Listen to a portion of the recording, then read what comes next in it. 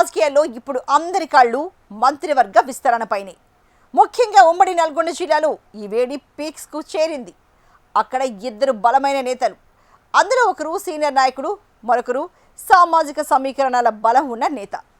ఒకరికి అధిష్టాన హామీ ఉంది, మరొకరికి సామాజిక కోట వెన్నుదన్నుగా ఉంది. మరి రేవంత్ రెడ్డి టీంలో ఆ బెర్త్ ఎవరికి దక్కబోతోంది? కోమటిరెడ్డి బ్రదర్స్లో ఒకరు ఇప్పటికీ మంత్రిగా ఉండగా చిన్న కోమటిరెడ్డికి లైన్ క్లియర్ అవుతుందా, లేక గిరిజన కోటాలు బాలు నాయక్ రేసులో ముందంచులో ఉన్నారా? నల్గొండ రాజకీయాల్లో నడుస్తోన్న ఈ ఆసక్తికరమైన కుర్చీలాటపై హెచ్ఎంటీవీ ప్రత్యేక కథనం.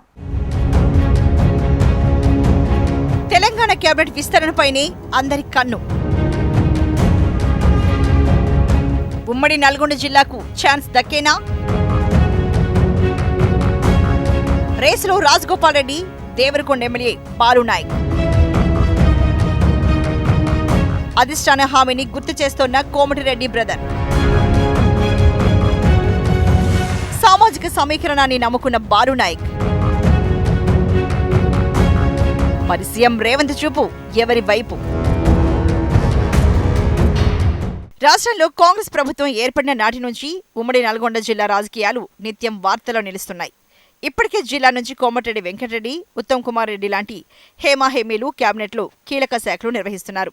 అయితే ఇప్పుడు మూడో మంత్రి పదవి ఎవరికి దక్కుతుందనేది $1 మిలియన్ ప్రశ్నగా మారింది. ముఖ్యంగా మునుగోడు ఎమ్మెల్యే కోమటిరెడ్డి రాజగోపాల్ రెడ్డి, దేవరకొండ ఎమ్మెల్యే నేనవత్ బాలు నాయక్ మధ్య ఈ పోటీ రసవత్తరంగా సాగుతోంది.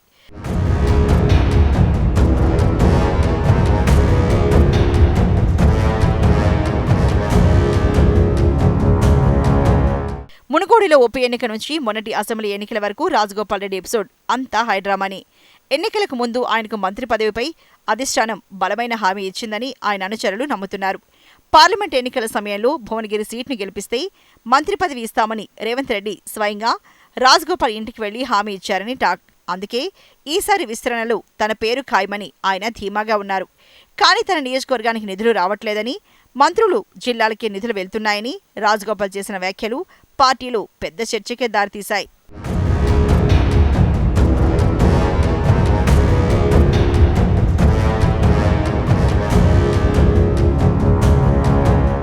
మరోవైపు సామాజిక సమీకరణాలు బాలు నాయక్ కలిసి వచ్చేలా కనిపిస్తున్నాయి. కాంగ్రెస్ పార్టీకి వెన్నెముకగా ఉన్న లంబాడీ సామాజిక వర్గానికి కేబినెట్లో సరైన ప్రాతినిధ్యం కల్పించాలనే యోచనలో సీఎం ఉన్నట్లు సమాచారం. ఇప్పటికే బాలు నాయక్ను ప్రొటెం స్పీకర్గా నియమించి ఆయనకు ప్రాధాన్యతనిచ్చారు రేవంత్ రెడ్డి. జిల్లాలో ఇప్పటికే 2 రెడ్డి సామాజిక వర్గ మంత్రులు ఉండడంతో మూడో వ్యక్తిని కూడా అదే వర్గం నుంచి తీసుకుంటే పార్టీకి చెడ్డ పేరు వస్తుందని అధిష్టానం భావిస్తోందట. అందుకే ఎస్టీ కోటాలు బాలు నాయక్ వైపు మొగ్గు చూపే అవకాశం ఉందన్న ప్రచారం జోరుగా సాగుతోంది.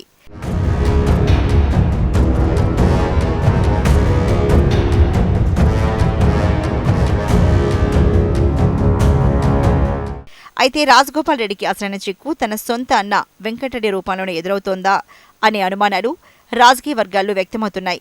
ఒకే కుటుంబం నుంచి ఇద్దరికి మంత్రి పదవులు ఇవ్వడం సంప్రదాయం కాదని కొందరు అడ్డుపుల్ల వేస్తున్నారట.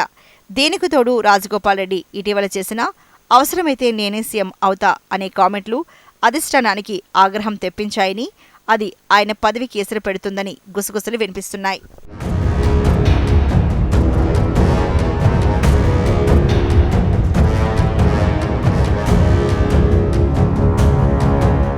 ఇటు బాలు నాయక్ మాత్రం నిశ్శబ్దంగా తన పని తాను చేసుకుపోతున్నారు.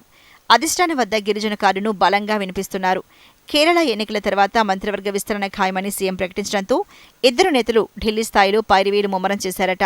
రాజగోపాల్ రెడ్డి తన పాత హామీని గుర్తు చేస్తుండగా బాలు నాయక్ సామాజిక న్యాయం కావాలంటున్నారు. ఈ ఇద్దరిలో రేవంత్ రెడ్డి ఎవరి వైపు మొగ్గు చూపుతారో వేచి చూడాలి. మొత్తానికి నల్గొండ ఖిల్లాలో మంత్రి పదవి ఎవరిని వరిస్తుంది? అధిష్టాన హామీ గెలుస్తుందా, లేక సామాజిక సమీకరణం నెగ్గుతుందా? రాజగోపాల్ రెడ్డి అసంతృప్తి చల్లారుతుందా, లేక బాలు నాయక్ గిరిజన గళం కేబినెట్లో వినబడుతుందా? కాలమే సమాధానం చెప్పాలి.